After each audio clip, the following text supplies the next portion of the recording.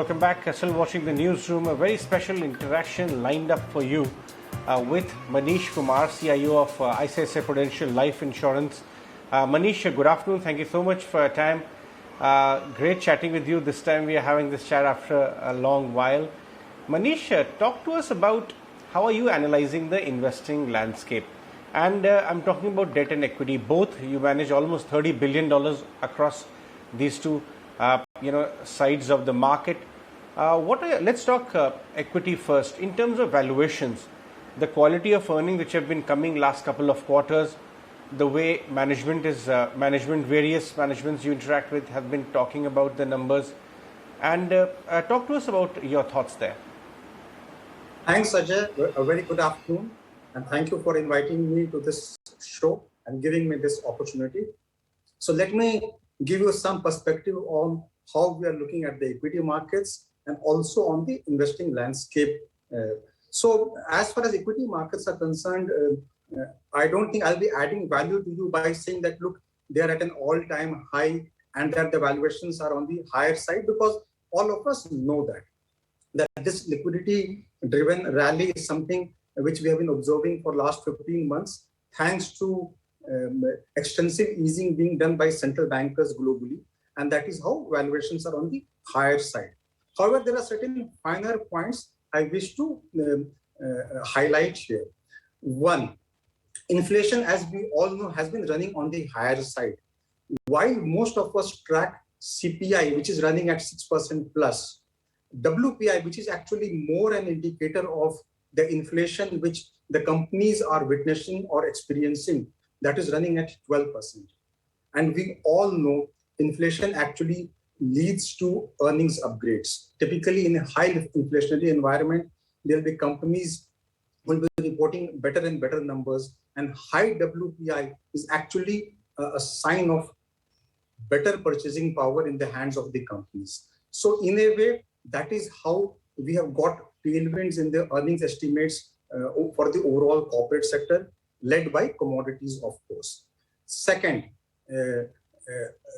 if you look at the alternate investing avenues, especially the fixed deposits in this country, for most tenors, the rates are in the range of sub 5%. As against that, just look at the inflation that we're all witnessing. So in a way, more and more fixed deposit or fixed income savers are actually coming into the equity markets. And this is something which we are observing not just in this country, it is actually a global phenomenon. And that is how we are seeing constant flow of money coming into the equity markets. And that is also what is responsible for sustaining these markets at somewhat higher valuations. You also asked about what should be the investing landscape in the context of this view around the markets. Well, as a house, we have always been proponents of managing your asset allocation with a lot of discipline. This is irrespective of the view around markets. This is irrespective of the market levels. And what we have always maintained is looking at your risk and income profile and also age. One should be carrying a mix of both debt and equity. In this kind of environment, yes, equities do look attractive, but what we cannot take away is the fact that equity markets will always remain volatile. And it is important to manage and balance that volatility by carrying a small debt exposure. Given the tax paradigm in this country, where equity-oriented products or pure equity carries lower taxation, I would suggest that at least for most investors who are investing in equities directly or through institutions like us, probably 2/3 equity and a 1/3 debt is probably a good asset allocation to do.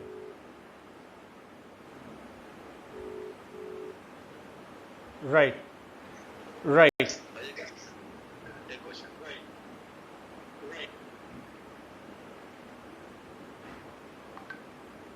Manish, if I could come in here, want to also understand what are your thoughts on the macro environment purely in terms of inflation data versus rate trajectory.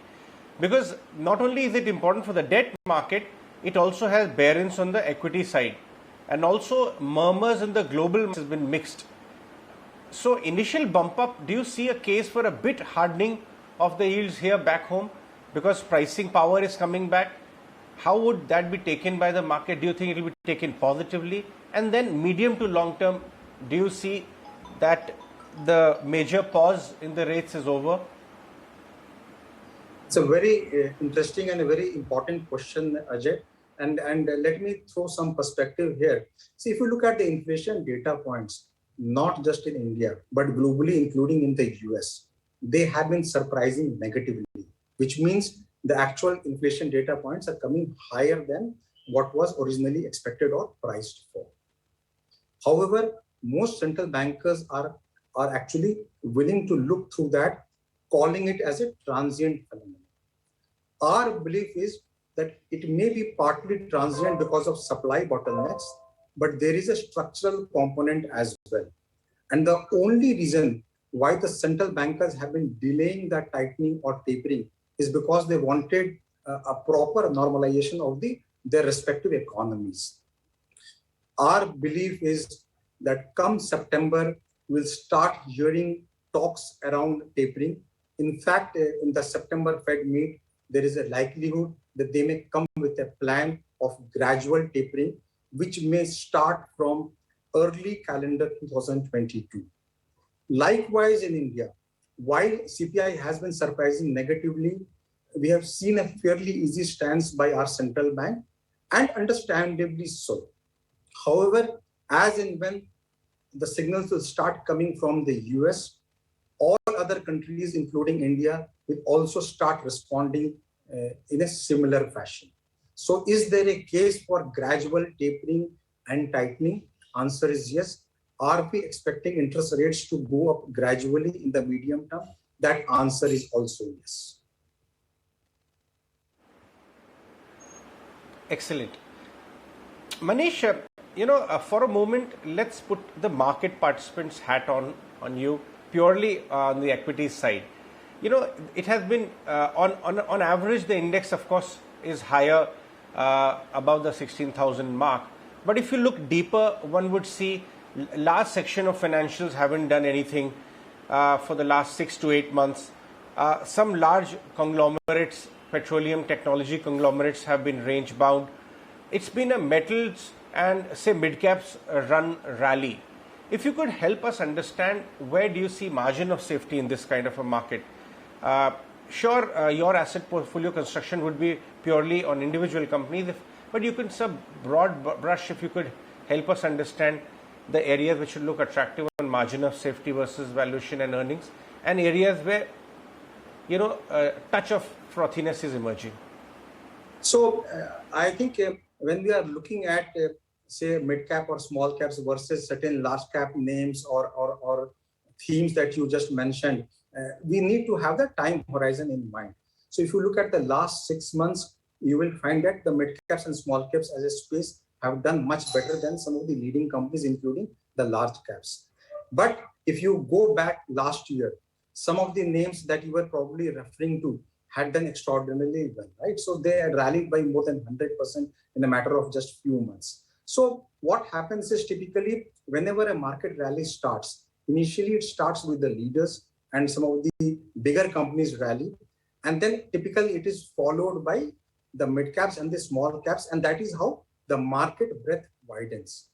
On top of that, if I can add some color to the flows, you would have noticed that in the last 1 month or so, FIIs have been actually sellers, barring the last 3 days, of course.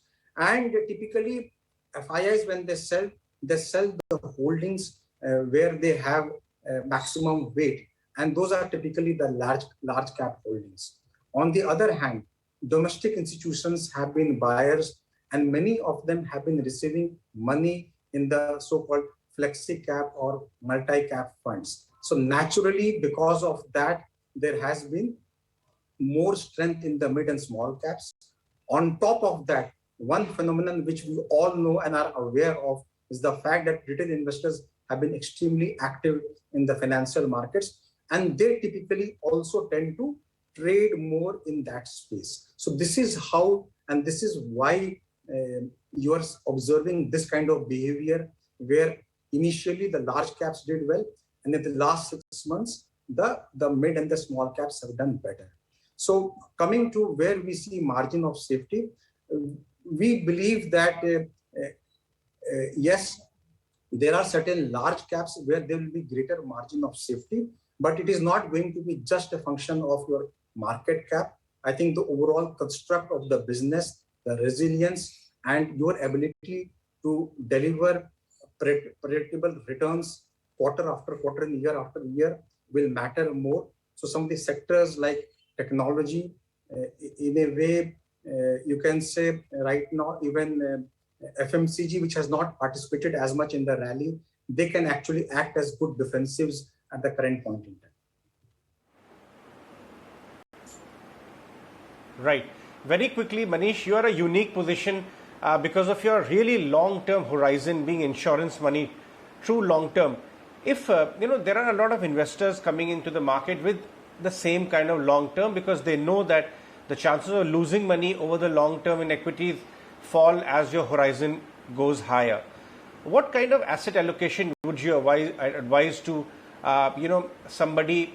I'll just spell out the typical profile of people coming into the market, first time investors, 30 to 35 or 25 to 35 age bracket with 10-year plus horizon and reasonable investable cash flow coming to them every month. What kind of asset allocation would you advise?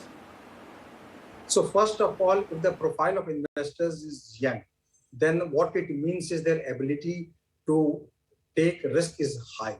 At the same time, what you are saying is that if the person is having a horizon of 10 years, which is a typical profile for investors coming to institutions like us, then your ability to withstand volatility is also high.